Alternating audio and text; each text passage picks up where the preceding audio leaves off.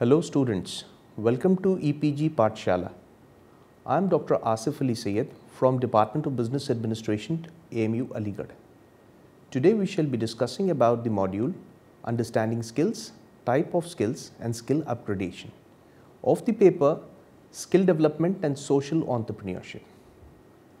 After completing this module, the students will be able to understand the concept and relevance of skills required in a business organization. Get familiar with dimensions of types of skills, requisite skills and skill upgradation for an organization. Introduction to skill development. Skill as a term can be defined from various perspectives. Humans have been divided in terms of the skills and probably differentiated them as skilled and non-skilled. Skilled workers have long had historical imports as masons, carpenters, printers and other occupations and other economically productive areas. Skilled workers were often politically active through their craft guilds. With this perspective, skill can be defined as a measure of the amount of workers' expertise, specialization, wages and supervisory capacity. Skilled workers are generally more trained, higher paid and have more responsibilities than unskilled workers.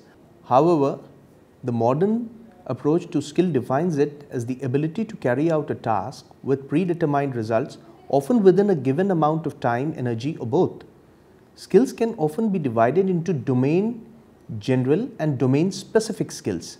For example, in the domain of work, some general skills would include time management, teamwork and leadership, self-motivation and others, whereas domain-specific skills would be useful only for a certain job. Skill usually requires certain environmental stimuli and situations to assess the level of skill being shown and used. Type of skills. Now, skill can be categorized into two heads, that is soft skills and hard skills.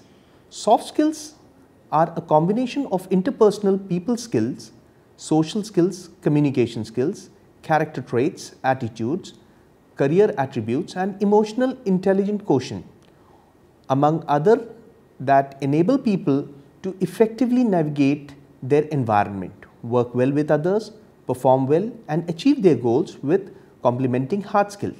The Collins English Dictionary defines the term soft skill as desirable qualities for certain forms of employment that do not depend on acquired knowledge. They include common sense and the ability to deal with people and a positive, flexible attitude. Hard skills.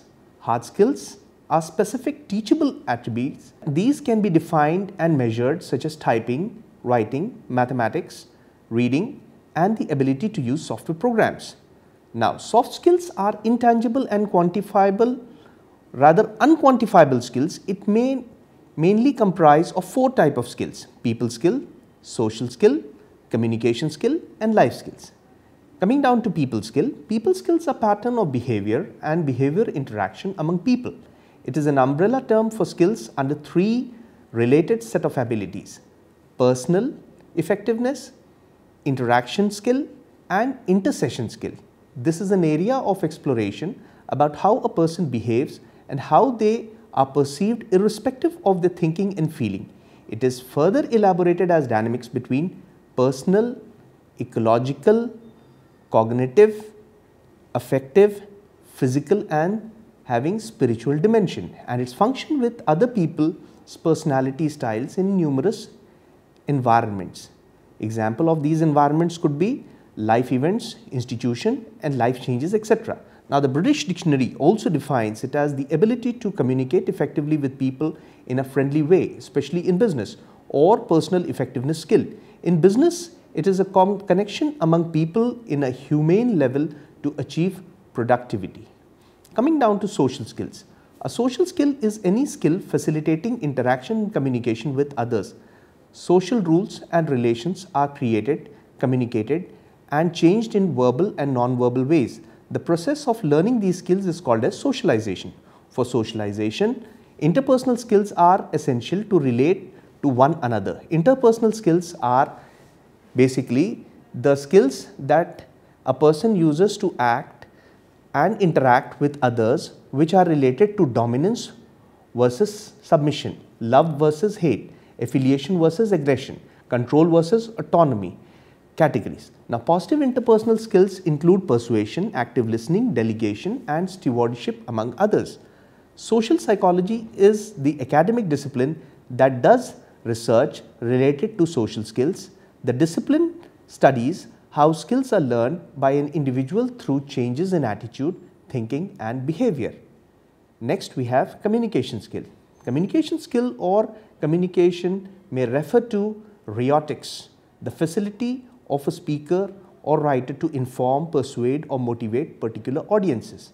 The second thing is communication is actually the activity of conveying information through speech, writing or other behavior. Now, English studies an academic discipline that studies the English language. Coming down to life skills. Life skill are ability for adaptive and positive behavior that enable humans to deal effectively with the demand and challenges of everyday life. 1. In other words, psychosocial competency, and 2. They are a set of human skills acquired via teaching or direct experience and are used to handle problems and questions commonly encountered in daily human life. The subject varies greatly depending on social norms, community expectations, but the skills that function for well-being and aid individuals to develop into active and productive members of their communities are considered as life skills. Hard skills.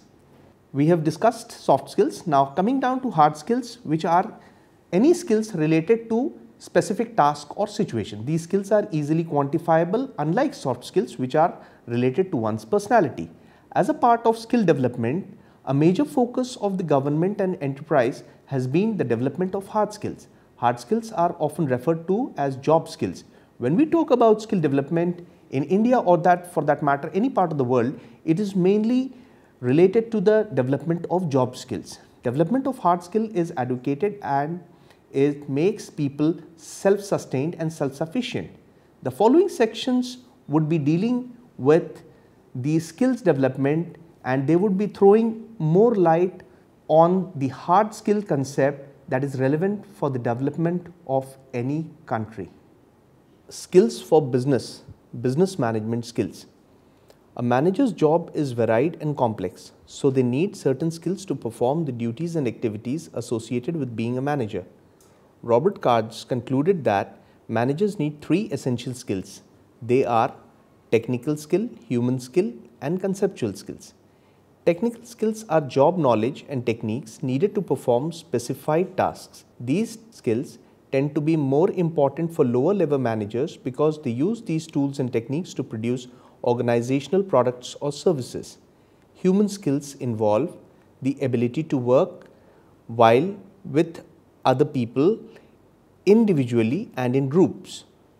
As the manager directly deals with people, these skills are essential and equally important at all levels of management, that is top, middle and lower level of managers need these skills. Managers who are good with human skills know how to communicate, motivate, lead and inspire enthusiasm and trust. Conceptual skills, the third important skill for business management, is the skills which skilled managers use to think and to conceptualize about the abstract and complex situation. Using these skills, managers see the organization as a whole. These skills are most important at the top level management. Management skills also use policies pertaining to skill development, mainly focusing on development of technical skills. However, for healthy organization, development of all the 3 skills is equally important. Skill development. Skill development is an important driver to address poverty reduction by improving employability, productivity, and helping sustainable enterprise development and inclusive growth. It facilitates a cycle of high productivity, increased employment opportunities, income growth and development.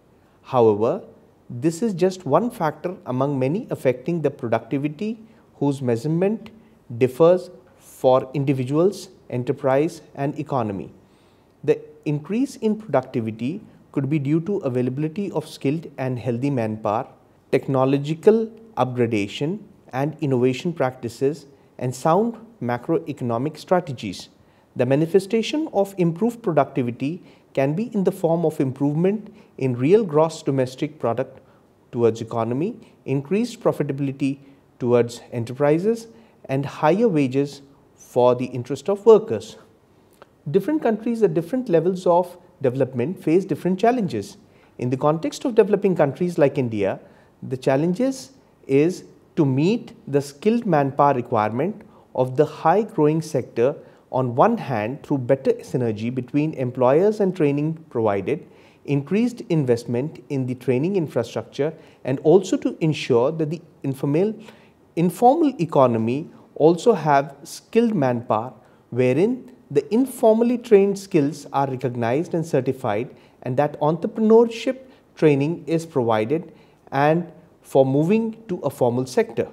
The workplace training plays an important role in productivity enhancement, but in the developing economies, the huge informal economy poses a challenge which could be addressed by developing clusters or lead firm taking the initiative, which would help achieving economies of scale in the skills development, development of competencies within and between firms, and available of the lead firm facilities. This would make available skilled manpower by the lead firm as per its requirement, and small enterprise would improve their productivity. The government can facilitate linkages among various companies and stimulate adoption of technologies and skill upgradation programs. Now, skill requirement and skill development in India. As compared to other developing and developed countries, India has a unique window of opportunity for another 20 to 25 years called the demographic advantage. If India is able to skill its people with the requisite life skill, job skills or entrepreneurial skills in the years to come, the demographic advantage can be converted into dividend, wherein those entering labor markets or are already in the labor markets contribute productively to economic growth both within and outside the country. But meeting this objective is a daunting task, as India faces the challenge of skilling large labor force, and that is largely illiterate or below primary and unskilled education. The structural transformation from the agricultural or the non-agricultural sector has seen rapid decline in the contribution of farm sector to the GDP to 16%, but a very slow decline in the workforce participation level to 48%, resulting in the low level of productivity in the agricultural sector. The nature of jobs created is informal, 91% of the workforce, and the status of employment is self-employed. Further, there is a high degree of unemployment among the youth due to aspirational mismatch or skill mismatch, declining participation of females in labor force, and an economic environment wherein jobs are not created commensurate with the economic growth. The distribution of workforce by sector and status of employment shows that in agricultural sector, where almost 32% is self-employed, majority is operating as own account workers or unpaid helpers. After agriculture, the proportion of those working as self-employed in trade is about 7% and manufacturing about 6.5%. In these two sectors also, the proportion of workforce working as own account workers are more than those workers as employers. The proportion of those working as casual labor is higher in agriculture, about 17%, followed by construction 9% and manufacturing 2%. On the whole, about 52% of the total workforce was unemployed, of which own account workers accounted for 33% and unpaid helpers 18%. The proportion of workforce was regular wage or salary was just 18% and 30% were casually employed. When we talk about productivity, it is only covering those who are in regular wage or salaried employment.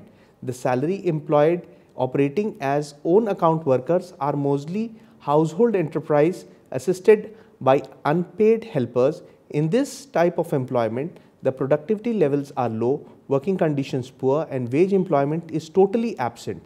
On the other hand, if the own account worker can be upgraded to become an employer by providing skill development and other logistical support, it leads to creation of further wage employment and enhancement of their productivity. The predominance of self-employment, mainly in agriculture, is mostly due to their low education and skill levels stimulated by their poor economic background. The proportion of population up to the poverty line, that is the extremely poor and poor, increased from 21.8% in 2004-05 to around 25.3% in 2011-12. But the proportion of the marginally poor and the vulnerable poor decreased from 19% to 16.5% and from 36% to 30.7% between 2004-05 and 2011-12. On the whole, 72.5% of the population falls in the category of poor and vulnerably poor in 2011-12 as compared to 76.7% in 2004-05, a decrease of 4.5%. Also, it can be seen the distribution of unorganized workers across different expenditure class can be attributed that around 76.28% belong to poor and vulnerable category in 2011-12 as compared to 78.7% in 2004-05, a decline of 2.4%. This relatively low level of living of workforce brings out the quality of employment which can look for their education and skill qualification. Now, skill development is the focus area of the government policy. It is the central in assessing employment in the employment formal sector and enhancing productivity in the informal economy for reducing poverty and risk of underdeployment. The national policy on skill development aims to train about 104.62 million people afresh, and additional 460 million are to be reskilled, upskilled and skilled by 2022. Considering the majority of these labor force would be self or casual employed, the challenge is how to improve the skill levels of these workforce. These categories cut across different target groups or vulnerable section of the society. The groups are not mutually exclusive and there are overlaps because the workers in the self-employed category are a heterogeneous lot, wherein the casual employed may be intermittently employed and in different unskilled works. The lack of access to good education and training keeps the vulnerability and the marginalized section into the vicious circle of low skills, low productivity, employment and poverty. The marginalized group, which includes rural poor, youth and persons with disability, migrant workers, women, constitute the highest number of poor.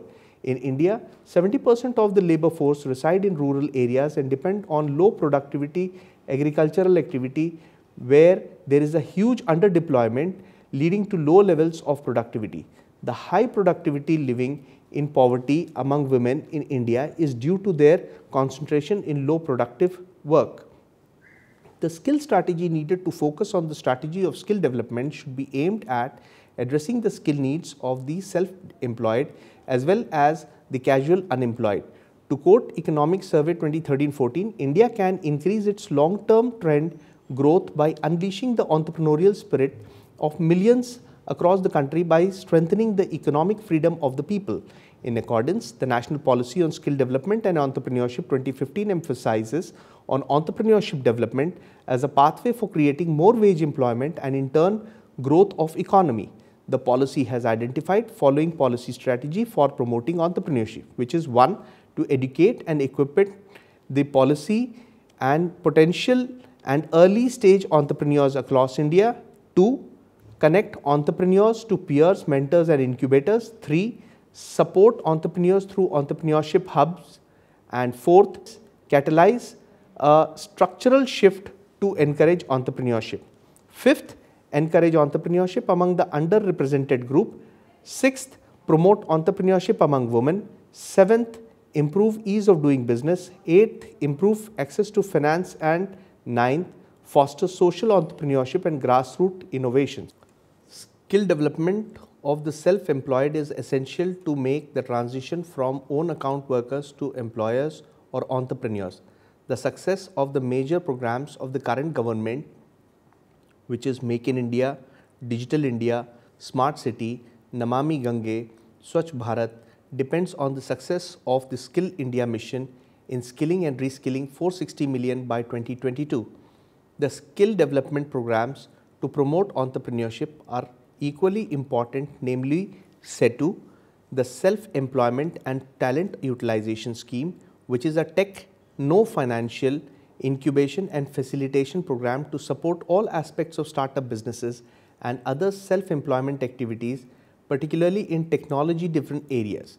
Atal Innovation Mission AIM, an innovation platform involving academicians, entrepreneurs and researchers, drawing upon national and international experience to foster a culture of innovation, research and development in India. And third, Startup India, to promote bank financing for startups and offer incentives to boost entrepreneurship and job creation in the country. Stages in skill development. The stages an individual undergoes for skill development is mainly categorized under 4 heads. First, self-assessment. Self-assessment is a stage in which a person has the tendency to identify his own strengths and weaknesses pertaining to acquisition of various types of skills available for him. The strengths and weaknesses can be of different types and can be categorized under 4 heads, that is physical, physiological, emotional and social. This analysis helps a person to identify his potential and answer the basic questions, that is, what he wants to do in life and where he wants to be. In a nutshell, under self-assessment, a person analyzes his personality and trait in order to search the best career option available for him. Many a time, an individual explores the inborn talent and skill at this level. The second one, career awareness. It is also important for an individual to know various career options available to him. For this, government and other agencies organize regular awareness camp. Under this Right to Education Act, also government has directed the ministry to educate and organize career counseling sessions and awareness programs at every school level. Under this stage, an individual recognizes the option best suited to his personality and trait. Third is the education and training. The third stage, imparting education and training to the prospective workforce, is very important, because today various type of training programs called vocational programs have been initiated by the government, and many industrial training institutes have been established by the government and private bodies to impart this training program to the prospective workforce. Education and training can consist of any of the following: advanced degrees, professional certification, computer skill training, e-learning, independent reading, seminars and webinars through professional associations, or workshops, trainings and educational coursework on campuses. The fourth is developmental experiences. While education and training are important to skill development, it is also known that only 10% of adult learning happens in the classroom from books, tapes or online learning activities. This is often because learning in these formats is more passive. Most adult learning, a full 70%, happens by doing. Learning by doing can take place through the on-the-job and leadership experiences. In this stage, an individual analyzes his development and learns from his own experience. An individual comes across his requirement from time to time and identifies the avenues to fulfill them.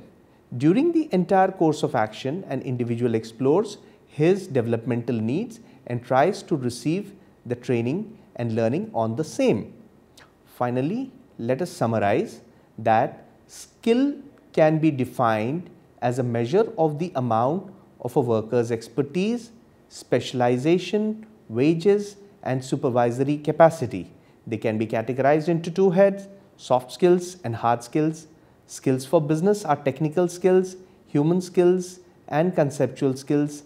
Skill development strategy is employed for productivity, employment and sustainable development. The stages in skill development are self-assessment, career awareness, education and training, and developmental experiences. Thank you.